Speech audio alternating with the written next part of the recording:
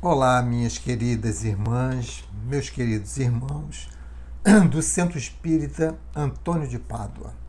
Eu sou Alberto Leitão Rosa, colaborador do Centro Espírita Irmã Rosa, e é com alegria e gratidão que aqui nos encontramos para conversarmos um pouco mais sobre o Consolador prometido por Jesus.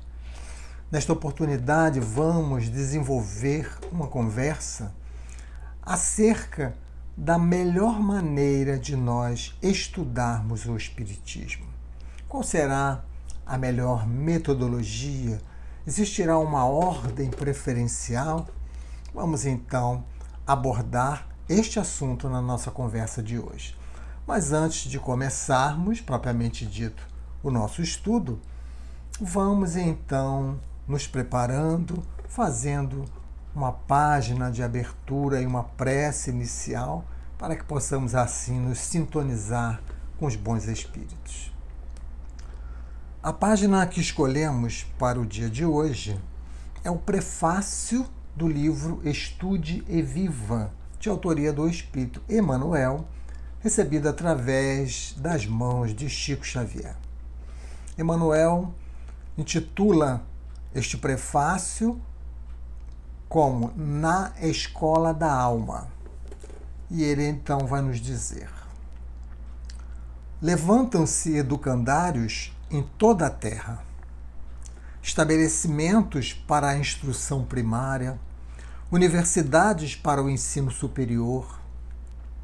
Ao lado, porém, das instituições que visam a especialização profissional e científica, na atualidade, encontramos no Templo Espírita a Escola da Alma, ensinando a viver. Semelhante trabalho de burilamento do espírito, porém, não é novo. Lucas, o evangelista, conta-nos que Jesus, num sábado, em Nazaré, participou de uma assembleia de fiéis, junto da qual leu uma página de Isaías com vistas à edificação dos ouvintes, provocando, aliás, acirrada discussão. Mencionamos o fato para salientar os hábitos de estudo nas coletividades de então, porquanto, para citar o Cristo, a feição de mestre, basta recordar-lhe a palavra constantemente endereçada ao povo, tanto nas praças quanto nos recintos familiares, qual aconteceu na casa de Betânia. No dia de Pentecoste, mensageiros sublimes prevaleceram-se das faculdades medianímicas dos continuadores diretos de Jesus e falaram, em línguas diversas, instruindo a multidão sobre assuntos de espiritualidade superior. Sabemos que um espírito amigo se aproximou de Filipe e solicitou-lhe a gentileza de encontrar a caminho um alto funcionário etíope, a fim de ler em comunhão com ele certas passagens das Escrituras. As cartas de Paulo aos cristãos de várias comunidades eram lidas e trocadas para as elucidações devidas nos centros de cultura evangélica dos templos apostólicos. Justo assim que as instituições espíritas, revivendo agora o cristianismo puro, sustentem estudos sistemáticos destinados a clarear o pensamento religioso e traçar diretrizes à vida espiritual. Atentos à sugestão confortadora de amigos, organizamos o presente volume que consubstancia de modo leve e ligeiro os resultados de 40 reuniões públicas de doutrina espírita, nas quais examinamos livremente, nós, os servidores desencarnados, os ensinamentos de Allan Kardec, juntamente de nossos companheiros encarnados. Certo, cada capítulo deixa o assunto em aberto para o exame de outros comentaristas que desejem partilhar conosco a felicidade do estudo, através do livro, de vez que, na própria palavra do apóstolo Pedro, verificamos que nenhum conceito da Escritura é de interpretação particular.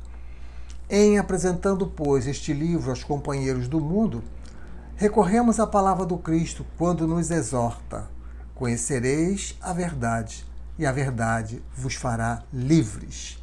Efetivamente, não alcançaremos a libertação verdadeira sem abolir o cativeiro da ignorância no reino do Espírito. E forçoso será observar que o conhecimento é um tipo de aquisição que exige de nós caridade para conosco.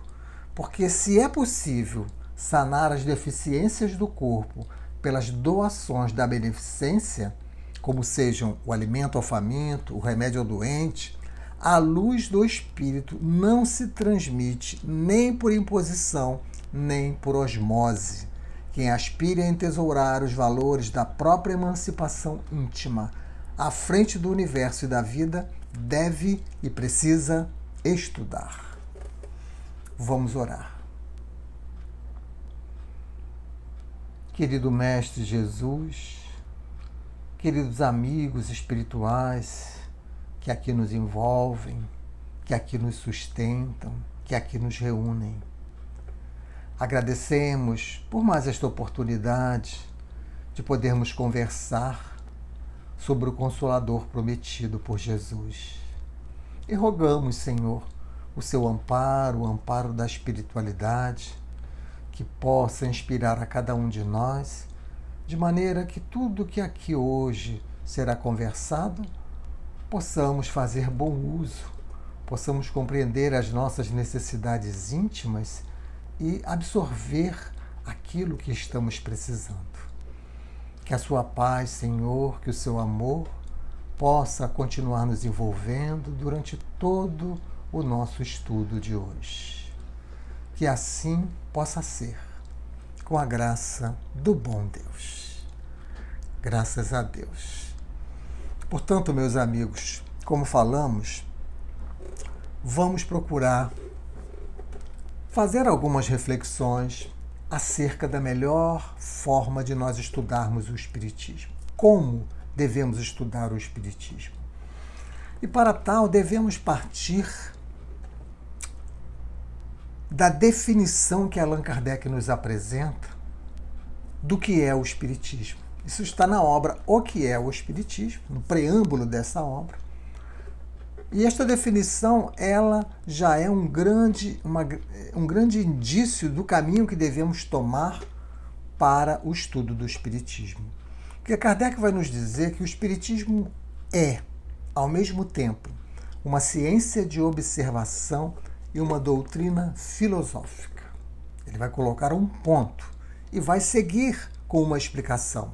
Como ciência prática, ele consiste nas relações que se estabelecem entre nós e os espíritos. Como filosofia, compreende todas as consequências morais que dimanam dessas mesmas relações. Kardec aqui está nos apresentando os 3 aspectos da doutrina espírita: uma ciência que observa, que conduz a uma filosofia que pensa, que tem como resultado mudança de comportamento, mudança de sentimento, consequências morais. Então esse circuito se fecha. A ciência leva à filosofia, a filosofia leva à consequência moral, ou leva à reforma íntima, ou leva à religião, se assim quisermos entender. Vamos ver que Kardec prefere, nesse momento, não usar a palavra religião, e ele tem os seus motivos. Mas a partir desta definição, nós podemos começar a pensar em qual é a melhor metodologia para nós estudarmos o Espiritismo. Observem que Allan Kardec, na sua primeira obra, O Livro dos Espíritos, publicado em 18 de abril de 1857, na folha de rosto desta obra, vai colocar lá no cabeçalho. A primeira coisa que Kardec escreve é filosofia espiritualista. É assim que Allan Kardec via o Espiritismo, né? Uma filosofia espiritualista porque concebe algo além da matéria. Nós não somos apenas o corpo, então, por isso é espiritualista, né? Sabemos que nem tudo que é Nem todos os espiritualistas são espíritas, mas todos os espíritas somos espiritualistas. Então ele coloca que é uma filosofia espiritualista. Ou seja, a filosofia é aquilo que vai estudar a razão da existência humana, que vai fazer reflexões para entender a vida, entender a realidade, utilizando da razão, utilizando do conhecimento. Então por aqui a gente já está vendo como que devemos conduzir o nosso estudo para termos sucesso. Estamos diante de uma filosofia espiritualista que tem uma base científica através da observação, mas que deve levar a um ponto culminante, que é a reforma moral do homem, a regeneração da humanidade. Como falamos, Kardec não usa a palavra religião. Ele não diz que o Espiritismo é uma religião, ele prefere dizer que tem consequências morais, o que é a mesma coisa.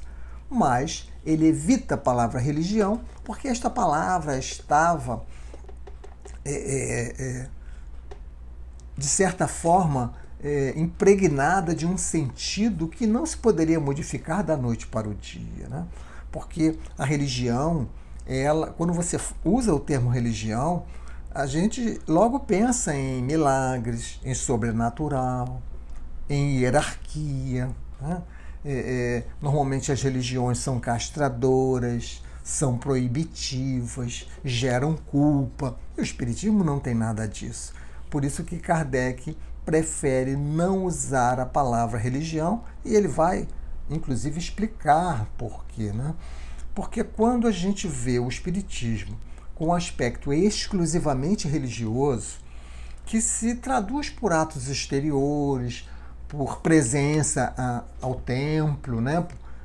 Por atos que são exteriores, isto não traduz o Espiritismo, que vem como sendo uma filosofia para promover a moral autônoma, para promover a consolidação da reforma do homem através do seu próprio desejo, sem nenhuma imposição, sem ninguém mandar. O Espiritismo não manda a gente fazer nada. O Espiritismo orienta e nós fazemos o uso que bem entendermos.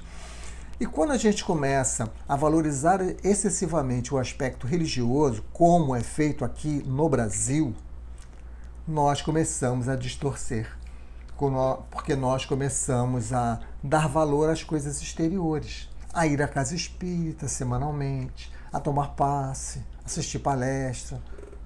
Isso tudo é importante, mas isso não transforma o homem. Então, quando a gente deixa o aspecto religioso de lado e valoriza mais o aspecto filosófico, nós vamos entrar numa metodologia que vai nos levar a um bom estudo da doutrina espírita, né? De forma a conduzir a evolução do homem, de forma a promover a liberdade de consciência e se afastar de tudo que é milagroso, sobrenatural, porque o Espiritismo estuda a natureza. O Espiritismo não inventou nada. A ciência de observação, que Kardec se refere, apenas observa a natureza. E a partir desta observação da natureza, esta ciência de observação passa a fazer reflexões, a pensar. E esses pensamentos nos levam a conclusões, a mudança de comportamento. Então, esse deve ser o ciclo que a metodologia de estudo deve buscar.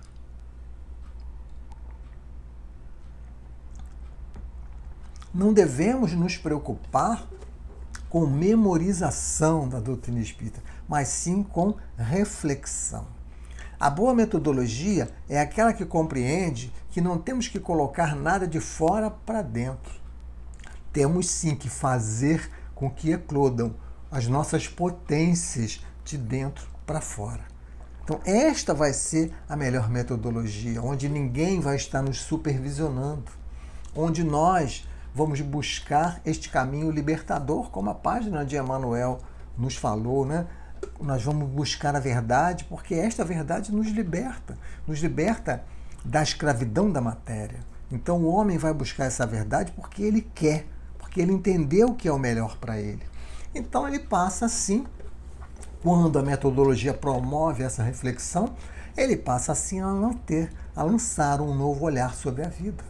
a descobrir novos caminhos que antes ele ainda não tinha descoberto, a repensar os aspectos da existência. Ele passa a compreender a vida, a compreender a morte, a compreender o plano de Deus para conosco, ele passa a compreender o papel das dores.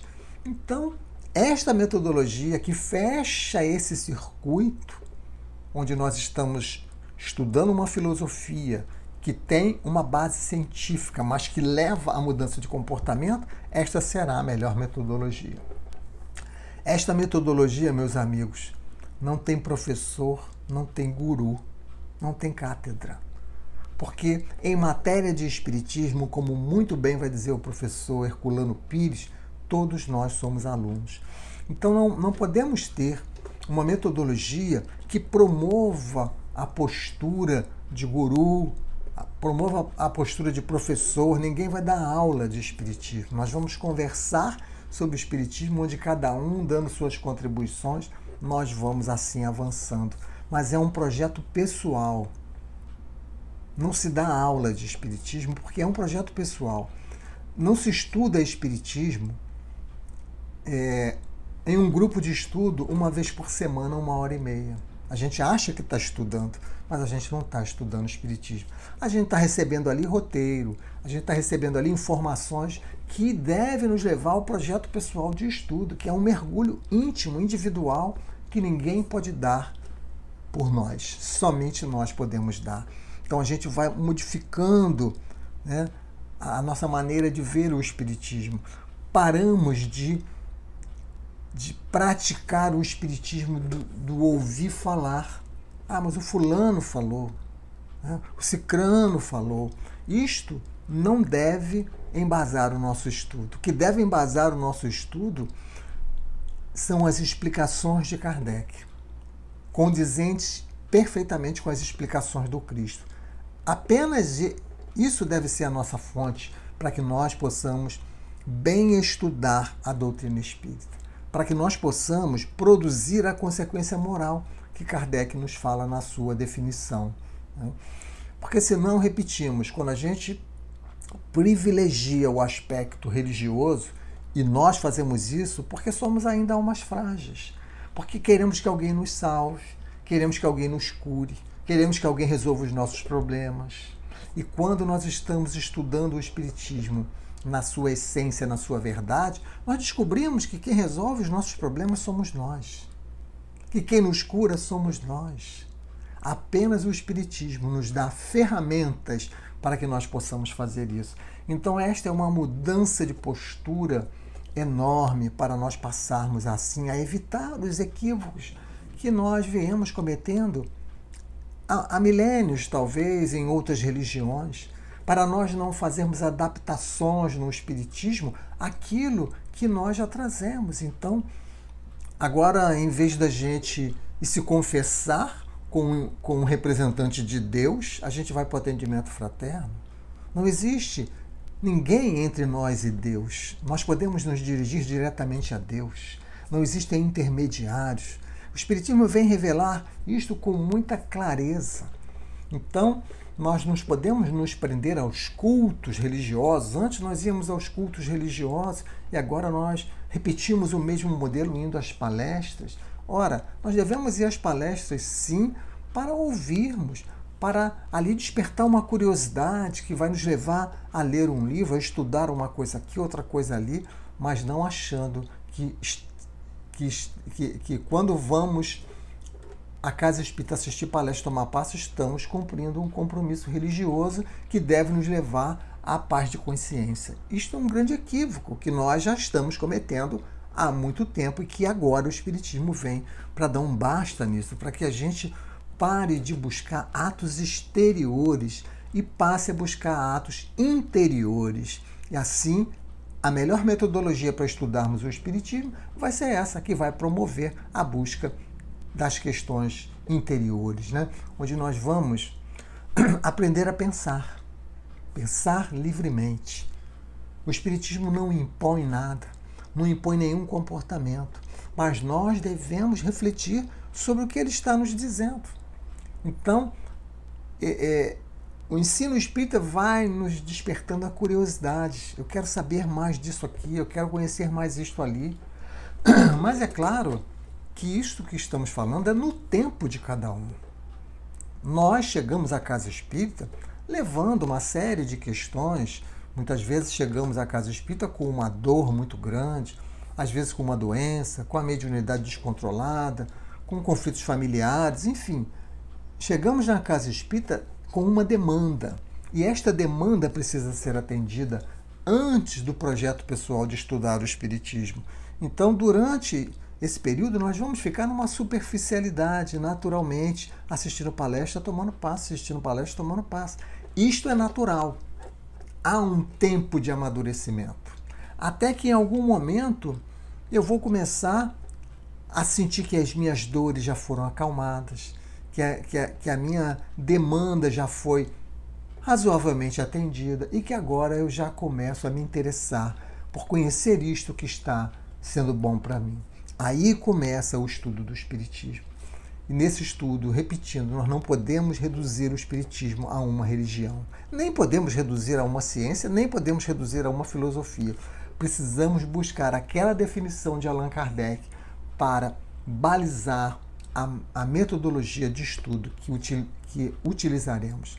Temos uma filosofia espiritualista que tem base numa ciência observadora e que leva a consequências morais, leva a mudança de comportamento. Se isso não se fecha, nós não estaremos fazendo bom uso do Espiritismo.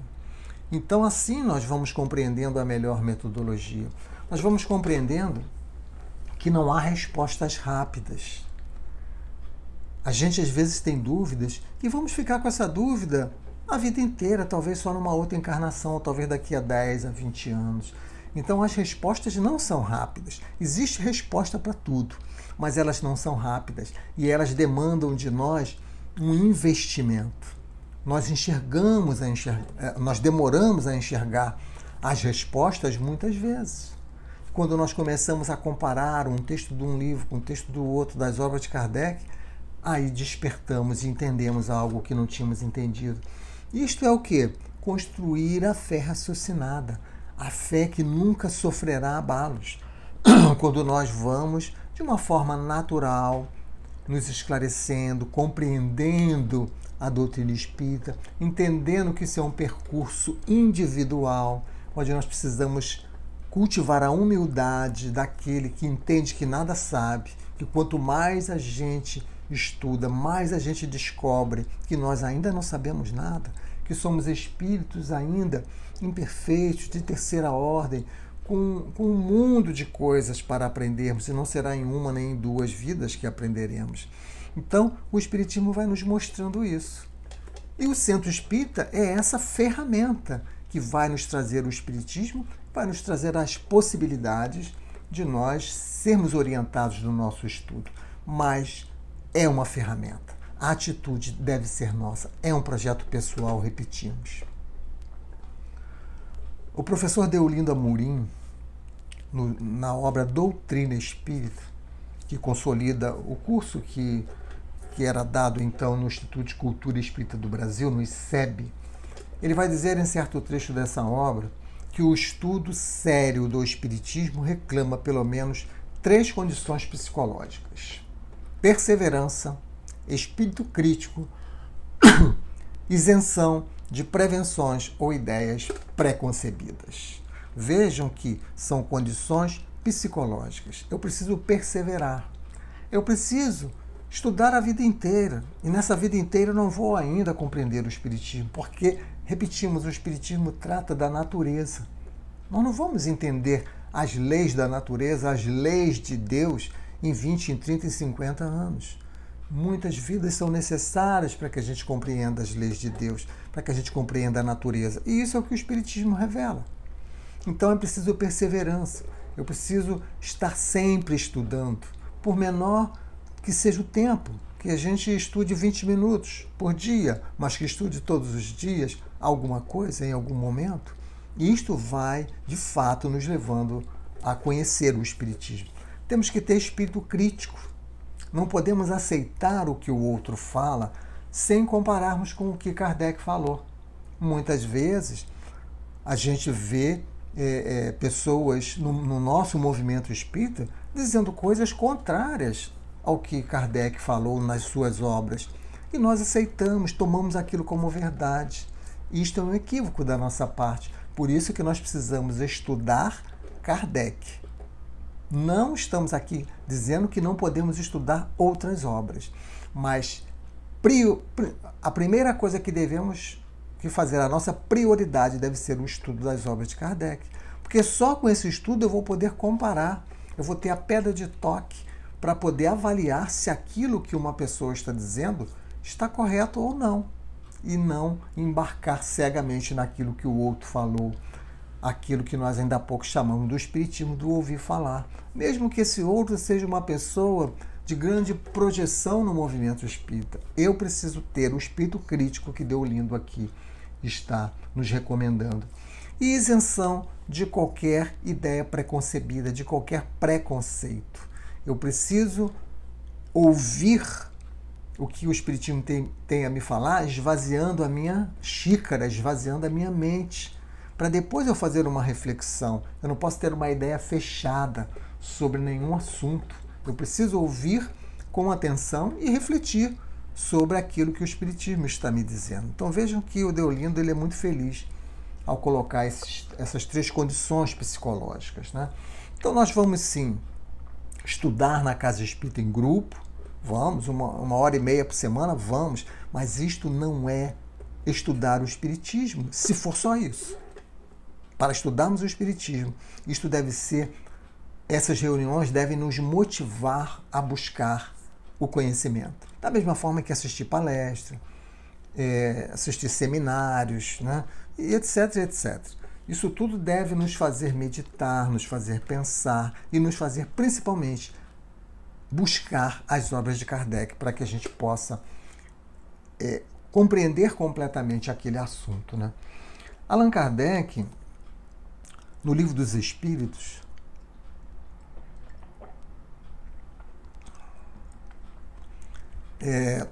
ele vai dizer lá na introdução ao estudo da doutrina espírita, no item 8, ele vai dizer que o estudo de uma doutrina, qual a doutrina espírita, que nos lança de súbito numa ordem de coisas tão nova, quão grande, só pode ser feito com utilidade por homens sérios, perseverantes, livres de prevenções e animados de firme e sincera vontade de chegar a um resultado.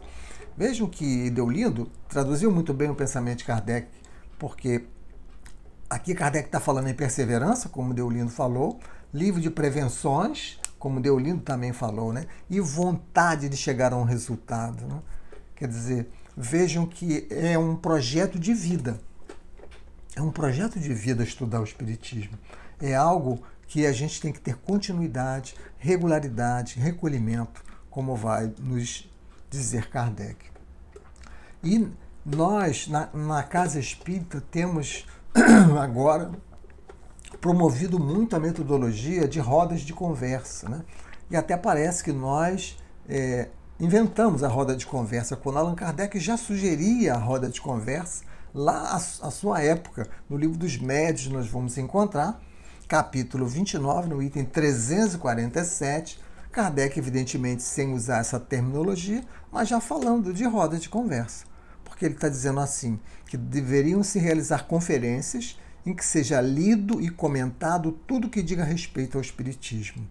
Dessa discussão, a que cada um dará o tributo de suas reflexões, saem raios de luz que passam despercebidas numa leitura individual. Então veja como é importante nós estarmos em grupo, onde vamos ler e discutir e comentar as obras de Kardec. Cada um vai dar o seu contributo, um vai lembrar de um aspecto, outro vai lembrar de outro, um vai ter um interesse aqui, outro ali. E a cada vez que formos reler a obra de Kardec, mais alguma coisa nós vamos percebendo.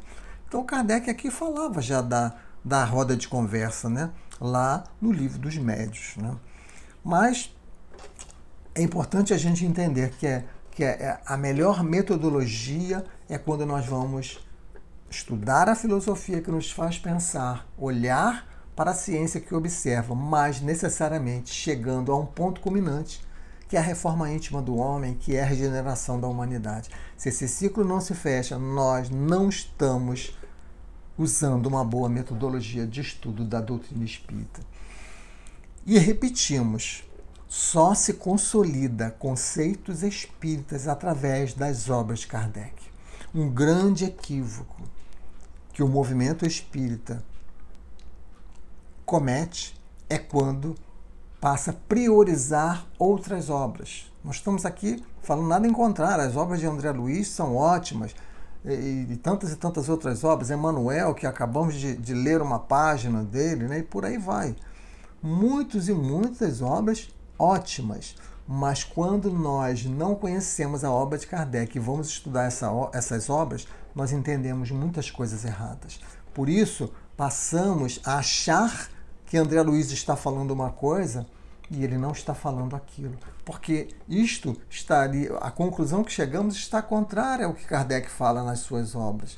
Então, se nós estudarmos as obras de Kardec primeiramente e depois irmos estudar as demais obras, nós vamos compreender corretamente aquilo que os espíritos estão nos falando. Então, um grande equívoco é esse, né? Agora, é preciso repetir mais uma vez que primeiro, quando chegamos à casa espírita, precisamos acalmar o coração. Precisamos ser atendidos nas nossas dores. Precisamos do consolo, do conforto que a doutrina espírita nos dá.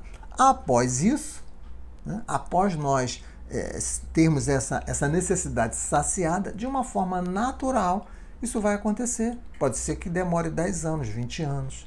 Pode ser que nessa vida a gente não desperte para o estudo. Talvez só numa outra. Faz parte de um processo natural, evolutivo. Cada um tem o seu tempo e o tempo de cada um deve ser respeitado. Mas nós, que estamos na casa espírita, na função provisória de dirigente, nós devemos estimular o estudo adequado. Nós devemos mostrar uma metodologia. Se você se decide a estudar, nós vamos te dar uma metodologia adequada, onde não há dependências, meus amigos. Não tem guru, não tem professor, não tem dependência. Nós vamos estudar as obras de Kardec, todos em condições de igualdade, porque Kardec é o que define a doutrina espírita. Se há uma ordem mais adequada, quando vamos no livro dos médiuns, uma ordem de livros, né? Quando vamos nos livros dos médiuns, na primeira parte, no capítulo 3 do método, Kardec fala sobre o nosso desejo natural de fazer adeptos, né? De fazer prosélitos. E ele, em toda aquela sua nobreza, toda aquela sua educação, ele vai nos dar algumas dicas a esse respeito, né? Então, ele vai dizer lá, nesse capítulo 3 do método, Kardec vai dizer para nós que o Espiritismo requer estudo sério, mais uma vez ele vai dizer isso, né? Que é preciso partir do conhecido para o desconhecido. E muitas vezes nós queremos entrar em questões que os Espíritos falam, vocês não têm condições de compreender isso. Nós queremos entender como é que Deus criou os espíritos, quando foi, de que maneira. Essas questões ainda nós estamos longe de termos condições de compreender. Mas nós precisamos buscar o conhecido. Eu preciso me tornar uma pessoa melhor. Eu preciso aprender a perdoar. Eu preciso olhar para o meu próximo, fazer a ele o que eu quero que ele me faça. Enfim, aquilo que nós já conseguimos compreender. Isto é a partir do conhecido para o desconhecido, deixando as questiúnculas para lá, porque as questiúnculas nos amarram e fazem com que a gente perca tempo, né? Então, lá nesse capítulo 3, Kardec vai falar a diversas categorias de incrédulo. E ele vai dizer que o melhor método do ensino espírita é o que se dirige à razão e não aos olhos. Essa é uma dica extremamente importante para os nossos estudos. Não são os fenômenos, mas sim a minha reflexão, me fazer pensar na vida, em quem eu sou, como devo me comportar. Por isso que lá ele vai dizer com todas as letras, a parte filosófica é a parte principal e vai nos fazer pensar. E aí a gente se pergunta, mas qual seria então a ordem? Eu nunca estudei o Espiritismo, como eu devo começar? E Kardec vai dar uma orientação lá, né? Neste mesmo capítulo, no item 35. Ele vai falar o seguinte, ele está falando para neófitos, ele está falando para as pessoas incrédulas. Então, ele vai dar uma ordem, ele vai sugerir que primeiro se estude o que é o Espiritismo. onde nós vamos ter uma visão geral e uma visão simples, uma visão superficial. Depois de estudarmos o que é o Espiritismo, ele sugere que a gente estude o Livro dos Espíritos, que, como sabemos, se divide em 4 partes, onde contém a doutrina espírita completa. Mas essas 4 partes foram aprofundadas em outras 4 obras, como sabemos. Mas aqui no Livro dos Médiuns, que foi publicado em 1861, só tinha o Livro dos Espíritos e o próprio Livro dos Médiuns. Tá? Então ele não falou em outras obras. Então ele vai falar em terceiro o Livro dos Médiuns, que é este onde ele está dando esta orientação, onde nós vamos encontrar a prática das manifestações, né? Onde nós vamos encontrar a teoria das manifestações. Em quarto lugar, ele vai falar em quem? Na Revista Espírita, que foi fundada em 1858. E ele vai colocar o seguinte, que a Revista Espírita faz parte das obras fundamentais do Espiritismo. E vejam que Kardec em nenhum momento se utiliza do vocabulário que nós aqui no Brasil utilizamos das obras básicas. Nós chamamos as 5 obras de básicas. Kardec não chama. Kardec chama de obras fundamentais, não somente as 5, mas também a Revista Espírita, também outras obras. E este é o conjunto de obras de Kardec que nós precisamos estudar. Vejam só. Alguém pode perguntar, mas por que ele não, nas edições seguintes do Livro dos Médiuns, né? Kardec publicou a 10ª edição do Livro dos Médiuns em 1867. A 11ª em 1869. Ora, ele já tinha publicado o Evangelho em 64, o Céu e o Inferno em 65, a Gênesis em 68. Por que ele não voltou neste capítulo e revisou, introduzindo essas obras? Porque ele não julgou isso importante. Ele não tinha tempo. Kardec, em especial nesses últimos anos, ele estava extremamente atarefado. E ele recebia instruções dos espíritos que ele devia cuidar da sua saúde para poder dar conta, que ele não deveria focar em questões secundárias. Então, ele precisava conservar a sua saúde e cuidar das coisas prioritárias. Então, ele não volta para falar dessas obras, mas nós podemos imaginar aqui, né, que nós precisamos estudar, além das obras que Kardec colocou, que ele colocou o que é o Espiritismo, o Livro dos Espíritos e o Livro dos Médiuns. Certamente nós podemos colocar o Evangelho segundo o Espiritismo, o Céu e o Inferno, a Gênesis. E não só isso, as 12 revistas espíritas, que agora já temos 12, naquela época ainda não. Temos as 12 revistas espíritas e mais algumas outras obras, como o Viagem Espírita em 1862, o Espiritismo em sua mais simples expressão, Instruções Práticas sobre as Manifestações Espíritas, que é o embrião do Livro dos Médiuns, Resumo da Lei dos Fenômenos Espíritas e o Catálogo Racional de Obras para se fundar uma Biblioteca Espírita, que é onde ele vai chamar todas as suas obras de fundamentais e não de básicas. São obras fundamentais e são todas, não são só as 5. Então, ele vai aqui falar de 23 obras. E nós ainda lembramos de uma 24ª, que é o livro Obras Póstumas, que apesar de não ter sido publicado por Kardec, contém textos de Kardec. Apesar de sabermos que não sabemos se Kardec publicaria esses textos. Então precisamos olhar para Obras Póstumas com um olhar diferente. Um olhar de que não foi Kardec que publicou. Ele tinha esse material, talvez amadurecendo, talvez alguns ele chegasse à conclusão que não valeria a pena publicar. Então essa diferença nós temos que ter ao olhar para o livro Obras Póstumas. Mas vejam que isto aqui é estudar o Espiritismo. É claro que nós poderemos estudar outras obras, mas a nossa prioridade tem que ser essa. Estudar, ler, reler, conhecermos o pensamento de Kardec, né? Esclarecermos as nossas dúvidas com Kardec. E, evidentemente, podemos estudar as outras obras, mas priorizando as obras de Kardec. Não podemos...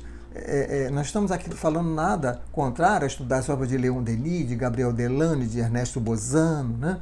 De espíritos como Emmanuel, como citamos inclusive aqui hoje, de André Luiz, de Bezerra, de Irmão X, as obras que vieram através do Chico, as obras que vieram através do Divaldo, né? Joana de Ângeles, Amélia Rodrigues, Manuel Filomeno, as obras de homens encarnados, como Hermínio Miranda, Herculano Pires, Sueli Caldas Schubert, a própria Ivone Pereira. Enfim, o céu é o limite, meus amigos. O céu é o limite. Mas a nossa prioridade, se queremos ter a pedra de toque para avaliarmos todas as obras espíritas, nós precisamos mergulhar nessas 24 obras que citamos. Assim o homem encontrará um caminho para ser feliz, porque esse é o objetivo da doutrina espírita, é fazer com que nós possamos ser mais felizes, onde nós vamos descobrindo quem nós somos quando estudamos o Livro dos Espíritos, onde nós vamos descobrindo o que estamos sentindo, quais são as nossas sensações quando estudamos o livro dos médiuns, quando nós vamos compreendendo o papel da dor, porque eu sofro estudando o livro O Evangelho segundo o Espiritismo. Na obra A Gênese vamos descobrir de onde viemos. Na obra O Céu e o Inferno vamos descobrir para onde vamos. Nas revistas espíritas vamos comparar toda esta teoria, vamos observar o comportamento de Kardec, vamos conhecer o homem Kardec e desta forma nós estaremos estudando a doutrina espírita. Que possamos aproveitar de todos os momentos da nossa existência disponíveis, evidentemente disponíveis, para nós conhecermos a obra de Kardec e, consequentemente, fazermos bom uso da doutrina espírita, nos levando a sermos pessoas melhores. Muito obrigado pela atenção de todos, que Jesus nos abençoe e vamos agora fazer uma prece para agradecermos aos bons espíritos o nosso encontro de hoje. Querido Mestre Jesus, queridos amigos espirituais da casa de Antônio de Pádua, aqui elevamos o nosso preito de gratidão por esta oportunidade singela de conversarmos acerca do Consolador prometido. Abençoa a cada um de nós, Senhor, para que possamos tirar o melhor proveito, para que possamos ter os olhos de ver, os ouvidos de ouvir e desta forma encontrarmos nesta consoladora doutrina novos caminhos que nos levarão a sermos a cada vez mais um pouco mais felizes. Abençoa todos nós, abençoa todos os lares que agora se conectam conosco, que os bons espíritos possam irradiar energias, boas energias para esses lares. E que a sua paz, Senhor, que o seu amor possa continuar permanecendo conosco em mais esta oportunidade. Que assim possa ser, com a graça do bom Deus. Muita paz a todos.